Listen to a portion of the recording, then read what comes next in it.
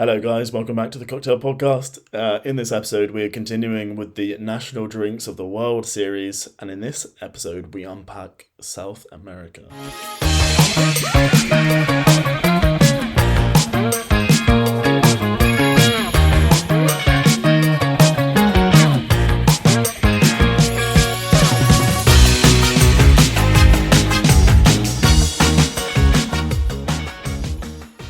So, starting off with Argentina, they're the fifth biggest wine producer in the world.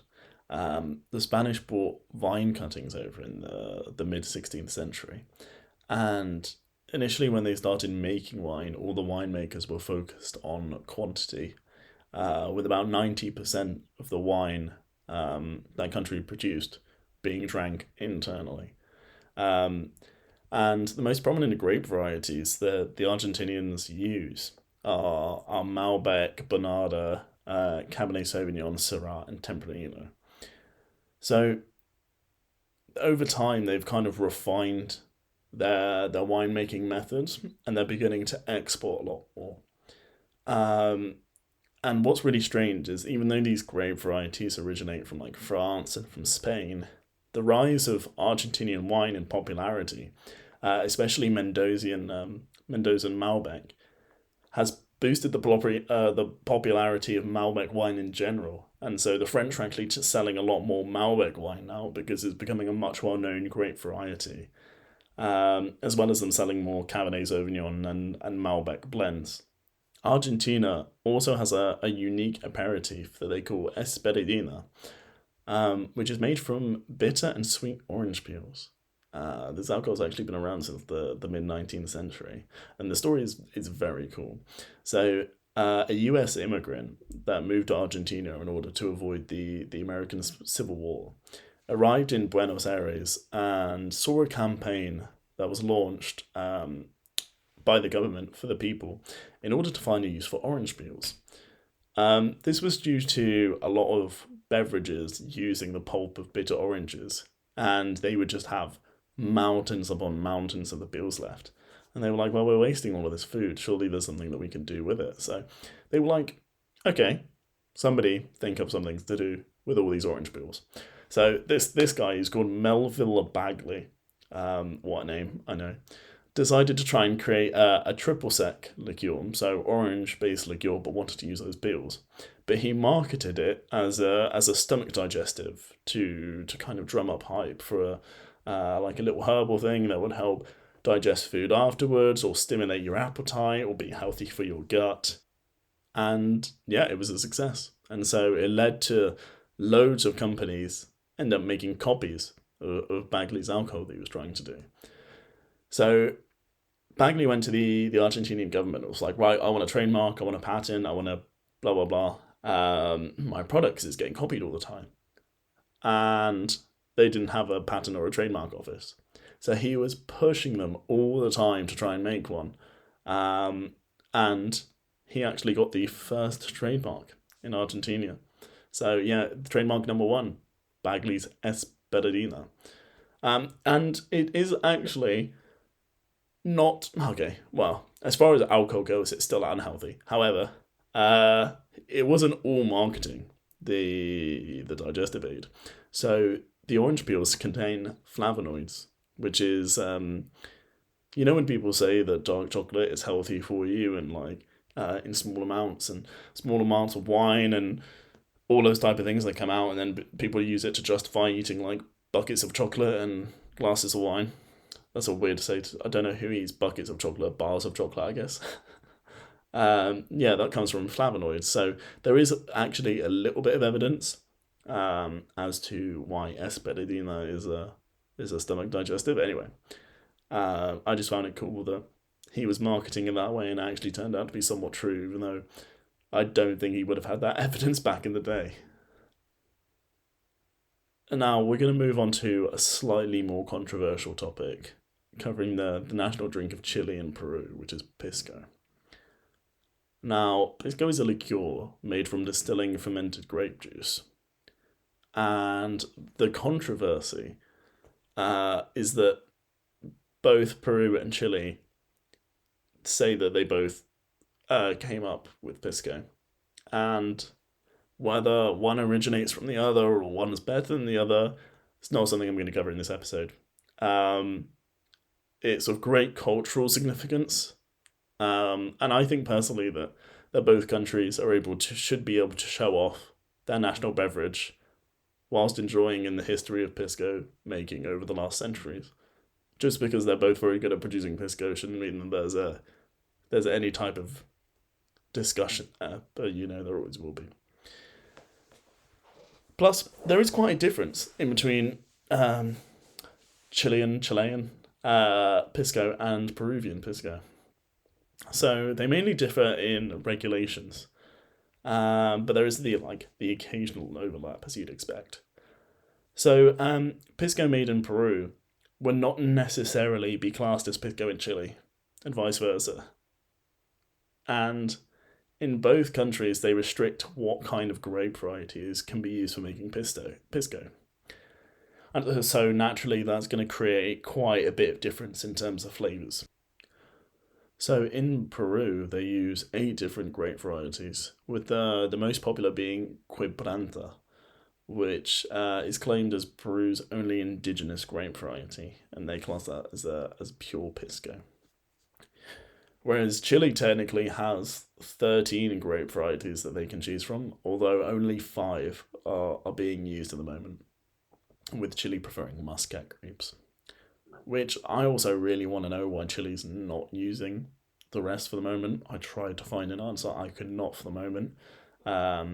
So, any Pisco people in Chile, or Pisco connoisseurs, feel free to let me know. So in general, Pisco can be made to be semi-sweet or dry. And you can get some fruit notes on there, like grapes, apple, pineapple. Obviously, this depends on the grape varietals. But then it's also got some deep herbaceous, earthy notes in it that can be somewhat similar to tequila, some would argue. But naturally, the most famous cocktail with Pisco in it is a Pisco sour. Now, if you were to move more eastward, you would find grappa male. That was butchered, but essentially it's grappa and miel. Grappa meaning the basically the same as the Italian distilled spirit, and miel meaning honey, and that's the national drink of Uruguay. So they learn how to make grappa from the Italians, and essentially you just distill whatever's left over in the barrel after you're done making wine, and you get a grape spirit, a grape brandy, basically. Now, the Uruguayans then take this grappa, they mix it with honey and water, and then they bottle it to make grappa mel. Now, when they drink it, they either drink it in 250ml glasses in a bar, or if it's really hot outside, they'll serve it over ice. But the percentage of grappa meal is 20 to 25% ABV. So that's a strong ass drink. And so if you go into a bar and you drink 250ml, which is about a half pint for any Americans, it's equivalent to drinking over half a bottle of wine just in your first drink. But what I find really cool is that there's quite a lot of flavors that you can choose with it. So they can do chocolate, almond, chamomile, grappa miel. But Uruguay actually produces quite a lot of wine, so that's quite interesting. There's a lot of wine covered over the South Americans. So obviously Argentina is the most famous, but Chile produces wine, Peru produces wine. So I'm not going to go in and specifically say that what wine everybody produces, because I do want this episode to not take an hour and a half. Although I will come back and do a deeper analysis if people would want to see that. So, continuing on, we have Venezuela. Now, Venezuelan has coqui, spelled Cocuy, and it's known as the tequila of Venezuela. Now, it can't actually be classed as tequila, as tequila can only be made in Mexico, similar to how any Plymouth gin can be made in Plymouth. Scotch can be only made in Scotland. American whiskey can only be made in America, and Tennessee whiskey can only be made in Tennessee. So yes, it uses the same agave plant that you'd use in tequila, but it was mainly seen as quite a cheap rural drink, um, as it's something that people would make by hand and they would distill themselves.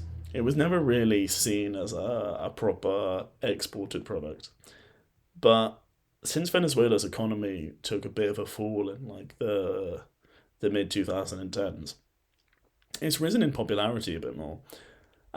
This was mainly due to that it just cost less than importing alcohol. So therefore, why would you bother spending more money on alcohol when you can get alcohol at home? You know, why would you bother getting in tequila from Mexico when you can make tequila on your back doorstep?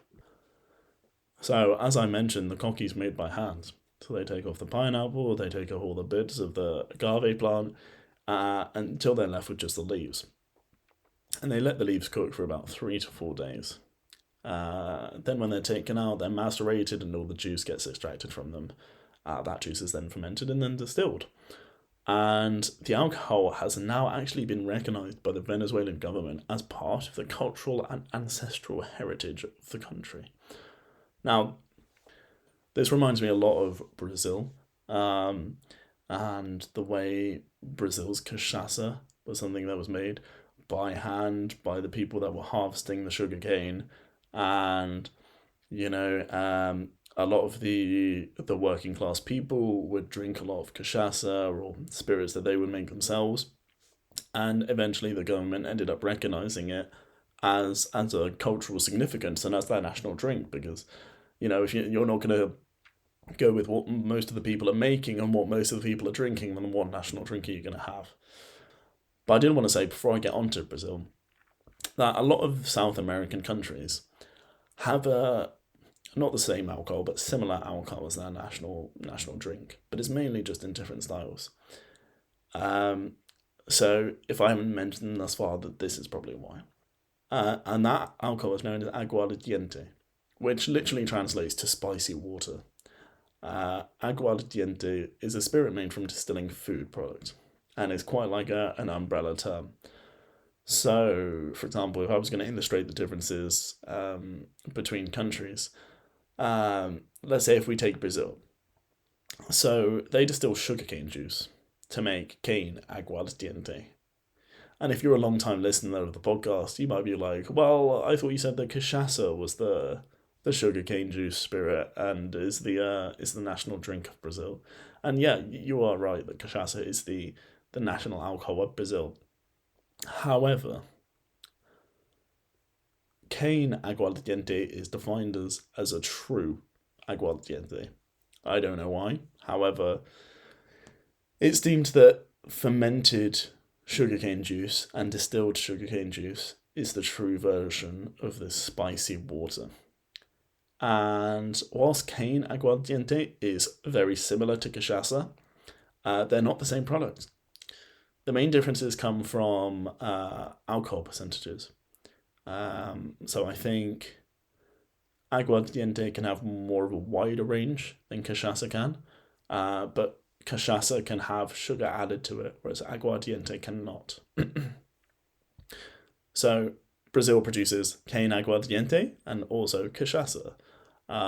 Ecuador produces cane aguardiente as their national alcohol, but they do not produce cachaça. Another example would be Colombia. So Colombia makes their cane aguardiente, but they make aniseed-based spicy water liqueur. God, it sounds weird when I say spicy water. They make an aniseed-based aguardiente liqueur, where the aniseed strength and the level of alcohol differ between different products. That's actually led to quite a bit of fierce competition amongst the aguardiente producers in Colombia, which is quite interesting.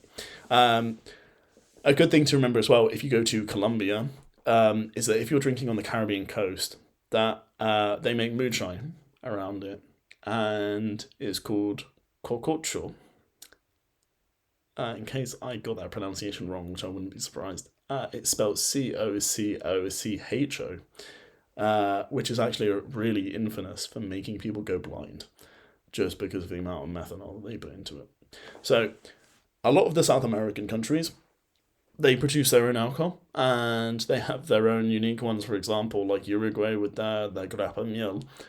But a lot of the countries just produce their own aguardiente. They produce it from sugarcane. They produce it from any food that they really can. But because it's so locally produced and it's not exported, and there's no official regulations on what makes that alcohol, it's really difficult in order to find it. Firstly, to find it abroad, because if it's not exported, you're not going to find it.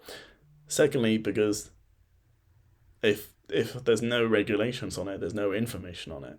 So if you manage to go down there and try some stuff out, way more knowledge than I'll have on the subject. I've literally spent ages trying to look up different aguardientes, but there's really not that much information online about it. So it's a very short episode, this one, but that is the end. So thank you much for tuning in today to the Cocktail Podcast. I hope you have a lovely rest of your day, and I'll catch you in the next one. Bye-bye.